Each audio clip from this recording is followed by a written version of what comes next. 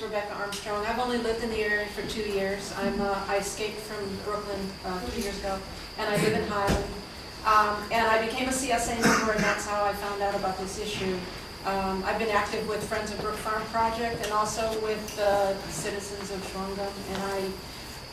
And what really gets me is that these organizations, which have done a lot of good, and which really look like the good guys, are just steamrolling right over us, and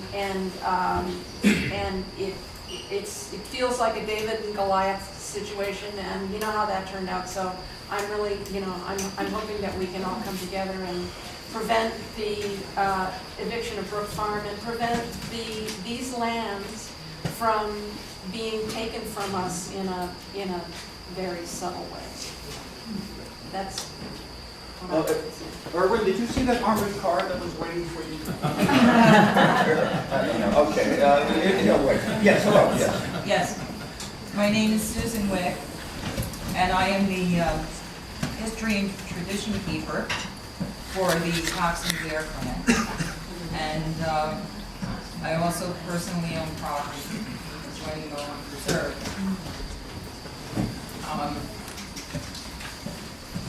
They're not nice neighbors.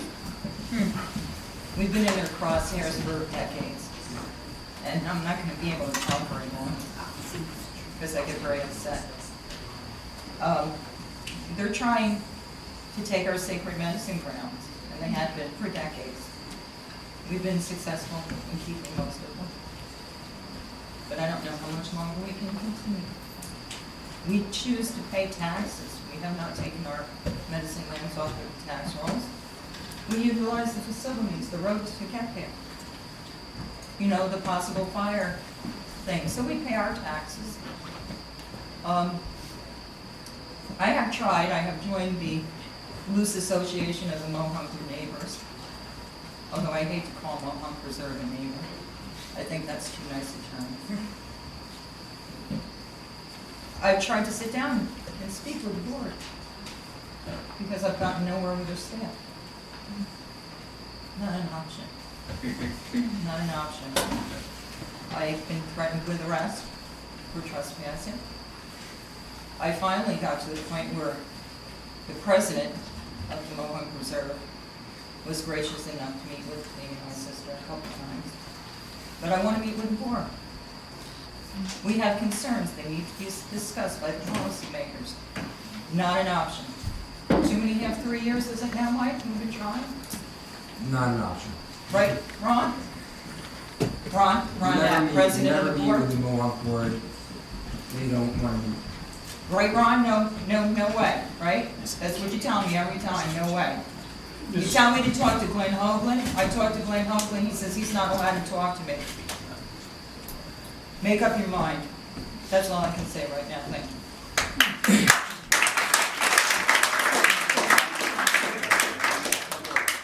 Butch, I got you? Yes. I'm Butch Denner. I first snuck into Mohawk in 1968, right through Brook Farm.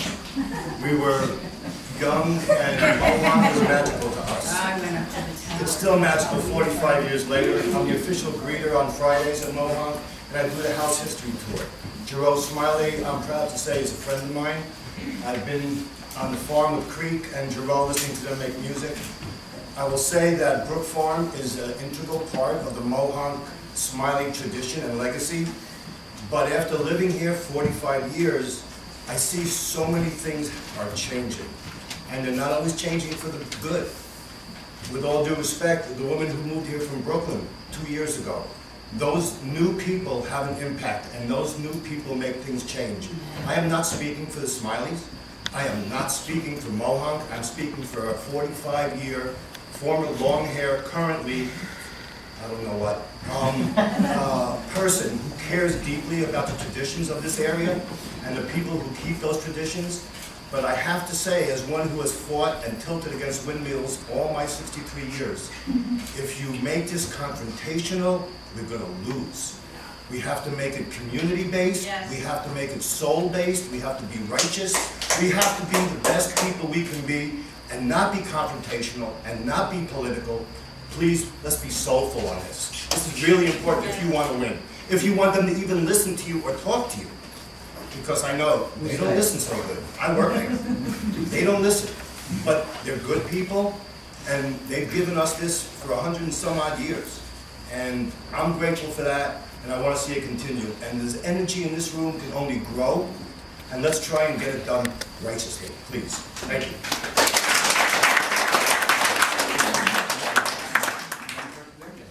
Hi everyone, my name is Jacqueline Levine-Pritzker, and I'm a fourth year honors student at SUNY New Paltz studying my self-created major called micro. Can you go forward? Oh, Come up here. That would be a good idea. Come up here like a real mantra. I'm very intimidated. Huh? Yeah. Okay. Take control. Okay. Hi everyone again, my name is Jacqueline Levine-Pritzker, and I'm a fourth year honors student here at SUNY New Paltz studying my self-created major called micro and macro social change. I'm also president of the SUNY New Paltz chapter of Oxfam America, which, for those of you who don't know, is a humanitarian organization that works to find lasting solutions to poverty, hunger, and social injustice. They generally do so on a global scale, though on our campuses we're encouraged to bridge the gap between the global injustices and the local injustices. Ironically enough, today Oxfam America launched a land grabs campaign on a global scale, which couldn't relate any more to this on a local scale. So I think there's going to be a lot talked about politically, so I'm going to skip all of that and just speak from my heart. I came here last year, transferred here from SUNY Cobleskill, and decided to jump in and start an Oxfam America at SUNY New Paltz Club. At that point, I didn't know anyone, and I reached out to hundreds of people, including a lot of farms around the area. The one farm that really took me on was Brook Farm, and I didn't think I was going to get so emotional at this, but I am apparently. Creek and Lisa, I've spent a lot of time with them at the farm, at meetings, at everything from formal to informal, and they are truly wonderful, wonderful people, and they deserve the chance to keep this farm going. All of the events they host, I'm going to speak on behalf of a lot of students that I know feel similarly. We all crave that community that has been talked about. It's hard being away from home, and it's hard being at a campus where there's a million things going on. But having these community suppers and all of these different community things where I know I could go to Brook Farm at any single time, from morning to night at the week, and be welcomed into their house and offered food and a meal and advice about career and future things from Lisa, and taught how to cut a tomato better by Lisa, and anything. So everything political aside, Brook Farm means a lot to me, and it means a lot to a lot of students, and it means a lot to my club. We spent weekends there. They allowed us to spend a whole weekend there, staying in their house, doing a leadership retreat. We spent a lot of time with them, and we really hope we can continue to do that. So I'm going to end with a quote by Margaret Mead. I hope I get it correct, but it says, "Never doubt that a small group of dedicated and thoughtful individuals can change the world. Indeed, it is the only thing that has." So I hope that we can all do that.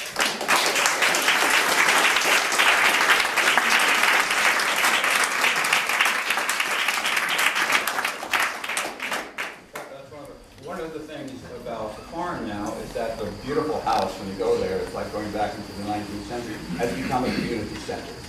I mean, that's where they have, the potlucks, that's where they have the square dancing, that's where they have their concerts. You go in there, it's wonderful. Okay, thank you. Let's, yes, sir. Yeah, my name is Guy Jones. I'm a farmer in Bloomingdale, New York. We farm 70 acres organically for the past 30 years.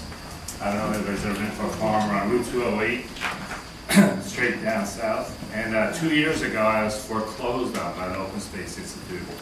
And the gentleman who was standing here who said that we should be nice to, yeah, these guys are bullies, you know. I mean, they don't even know what noblesse oblige is. I mean, that's why they all took the job. They're also very well paid. Very well paid. And when I closed on the property initially, we went to their office, and it's no funky little storefront. Yeah. Well, they're part of Lehman Brothers. Yeah, they're big time operators, and they don't want to talk. Yeah, whoever showed the pictures there, I mean, that's the way to do it. I remember years ago confronting Robert McNamara on the beaches of Martha's Vineyard. You want to see someone pissed off. All the stuff we did in front of the White House and all that other stuff we did all those years didn't really bother him. He's pretty immune to that. But when we caught him in his bathing trunk with so I think what you got to do is just embarrass the board. You got to embarrass the hell out of him. And it's already out of. From what I don't know that much about it. Chris, I know his family, and he suggested I might want to come up. Thank you. We were foreclosed on 2 years ago. I was approached 7 years ago by Open Space Institute. They had a 110-acre parcel, which they wanted to have a working farmer, operate.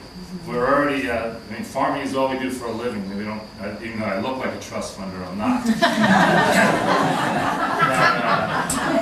Right, I should have known. I know what I was thinking. It's a beautiful piece of property. It's adjacent to the Scunnamunk National or State Forest. I don't know if anybody's ever seen that trestle in Cornwall or Mountain View. Right, it was right there. It's been in movies and all that kind of stuff. And maybe I can't believe how stupid I was. It ended up costing me over $100,000. They approached me. I said, I don't know, I don't think I can afford it. They told me, well, with $300,000 for 110 acres, we'll hold a mortgage. It was a balloon mortgage. And they made it sound like all palsy and stuff like that. When the balloon came due, actually, first thing I'll tell you, at closing, they banged me for another $100,000, plus a mandatory donation. And I was like, what the fuck? I said, I gotta get out of here. Unfortunately, I listened to my attorney, who's an old friend of mine, and he said, oh no, it's a great place, we're gonna do this and that and all this kind of stuff, but everybody got too busy. But we did set up a community garden there, over 1 acre, which we fenced high and tight, and we had 60 families farming there. And I put up a greenhouse. Our farm funded the whole thing. And we charged people $20 to sign up. And we had 60 families, and we put in a little orchard and put up a greenhouse. And I'd go over there every Saturday afternoon and show people how to do this and that. And we had weddings there. It was a great thing for 5 years. And then the balloon mortgage came due, and I said, I got half the money. We're a big farm, and we gross a lot of money. But things have been rough climate-wise and whatnot. And then right around when the money was due, that hurricane came in, Hurricane Irene, and we lost $250,000 then. We're still farming, so. And they said, we don't want to negotiate. You're still farming on that? No. We have 2 other farms. Okay. We have 2 other farms. I mean, it sounds like we're big landholders, but we paid it all with carrots. I donated over $100,000 of row crop money to Open Space Institute, and they wouldn't even negotiate. They just said, give us all the money or get the fuck out. They didn't want it. I said, well, the balloon, can't we renegotiate, blah, blah, blah. And at the time, 2 years ago, if you remember, if you had a bunch of deposit bottles and went to a bank, they'd renegotiate your mortgage. Yeah. These guys they wouldn't even talk. And I owed them the last year's interest, because it was an interest-only balloon. And so I was hoping to wrap that into the new mortgage. And so after they foreclosed on me, they sued me for the last month's interest. So they're fucks. OSI? This is OSI, yeah. Vandenberg. This is Bob Vandenberg. Yeah, they all look like the devil to me now. And I've never spoke about it in public because, we got flooded. We got planned. I mean, we're just doing what we're doing. I felt this is past my bedtime already, But I came up because I actually called this guy here when I saw that article, the first article about Creek Farm, or what's it called again? Brook Farm. Sorry. And, so anyhow, it's gotta be another anti-rent thing, man, here, you know. Yeah. So, they're not nice people. They're just not nice. And you, like, they took the job for noblesse oblige, you know, because they're all, you know, like, I remember the land steward went to Yale Forestry School, you know? Yeah. And they're just not nice people, and they're not gonna negotiate. They got the title now, and they're just gonna drive it.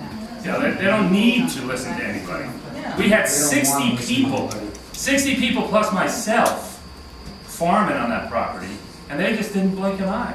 They just said, get out. Huh? What do they do with that land? Then they resold the property. As soon as they foreclosed on me, they flipped it and got 400 grand cash. So that 400 grand, they used that to buy Mohawk Preserve. Who the hell knows? Yeah. They took my row crop money, yeah, and I was like the poster boy. I was on the front of their annual thing, and you know, blah blah blah. I'm sure they'll turn around and make you the villain. Didn't make me. They just didn't. They just ignored me. That's what they do. Yeah, they just ignored you. You know, you gotta like kick them in the balls if you want it to happen. Pardon my French. Thank you.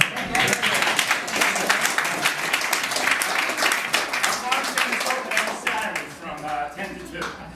Right. Road trip. Okay, we have a young lady up front who wants Well, thank you, young lady. Wow. Hi, Are there other- a number of you know me. My name's Betty Greenwald. I first came to New Paltz in 1958 for a high school art workshop. Next year I came as a student. I have a BFA in painting from New Paltz, and I've been in and out of here for a very long time. And part of my concern here is not just about Brook Farm.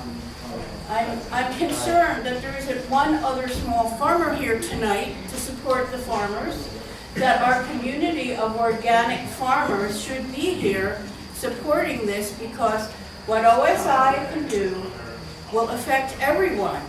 And now I even remember buying flour at the Tuttletown Mill back in the 60s and taking my baby in a carriage down Springtown Road buying raw milk from Dietz Farm, which is no longer a farm. So my concern is keeping this a bucolic and beautiful community full of organic farms. And if we don't have the community of farmers supporting Brook Farms, we need that as well as the community of New Paltz, because everyone's going to be affected. And we also should have great legal advice, because I'm also a real estate broker with green designation, and I was part of Save the Lakes for a while, because I live in Rosendale, and I have to say that there was so much misinformation running around that room about this and that, and it weakens the organization. We can't just say things about they do this and we do that. We really need to get on clear about legal things, about possession, whatever that is. It is true. The government has, oh God, I just went blank on that. That thing where they can take over your first 25 feet. Eminent domain. Yeah, eminent domain and pieces of parcels, you know, with your land. But I'm confused as to the preserve was set up as a preserve for Mohawk, probably as a tax write-off, as most trusts are. Do they own it? They may still own it, and that's why they can sell it to OSI. So all these little things, we should really know them in a real way, because it's just going to make us look stupid. And we have to save the land. What? This property wasn't part of the preserve. It's still owned by, it was still owned by the hotel. Right. Whatever, yeah, I'm just saying, you weren't here for the whole meeting, there was a lot of things said. His point is well taken, though. Yeah. His point's well taken, yes. What is What was his his point point again? taken? She's clarifying something you were speaking to, which is that the parcel that was sold to the OSI had been the property of the Mountain House, not the preserve.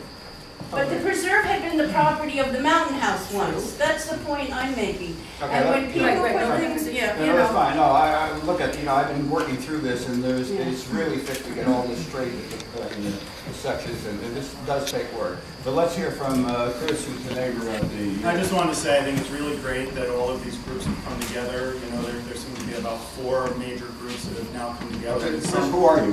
Chris Ulrich, I'm a neighbor of the preserve. This is, it's something that, has been, that has needed to happen for a long time, because essentially one of the tactics of large organizations like this is to divide and conquer. So the fact that you guys are coming together as a group and we're in there too, I think is a really fantastic thing. So I just wanted to read, I thought it was apropos to read this Martin Niemöller quote. Well, a riff on it at least. First they came to the mountain land, and I didn't speak out because I wasn't an owner of any mountain land. Then they came to the wetlands, and I didn't speak out because I wasn't an owner of any wetlands. Then they came to the farmland, and I didn't speak out because I wasn't a farmer. Then they came for me, and there was no one left to speak out for me. No one left to speak for me. Amen, brother. Thank you very much.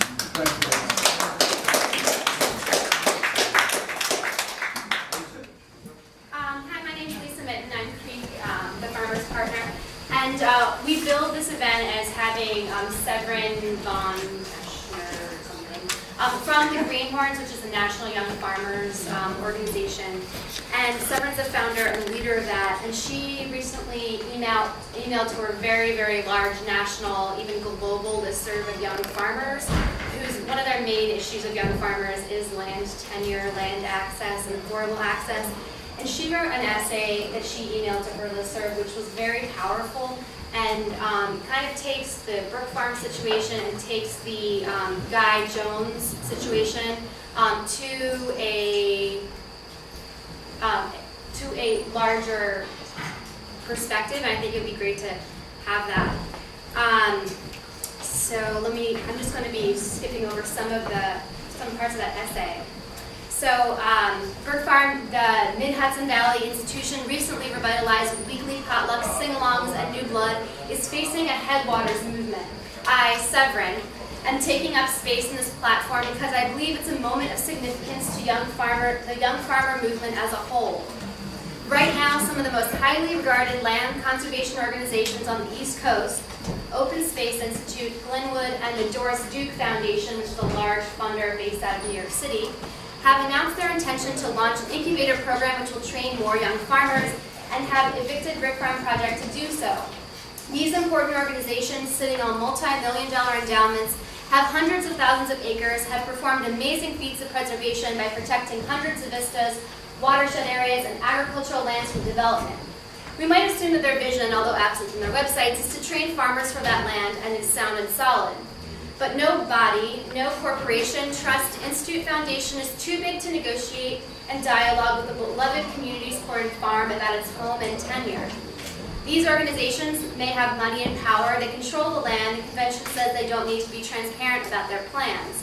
But here's the catch. What the land needs is good stewardship, and the human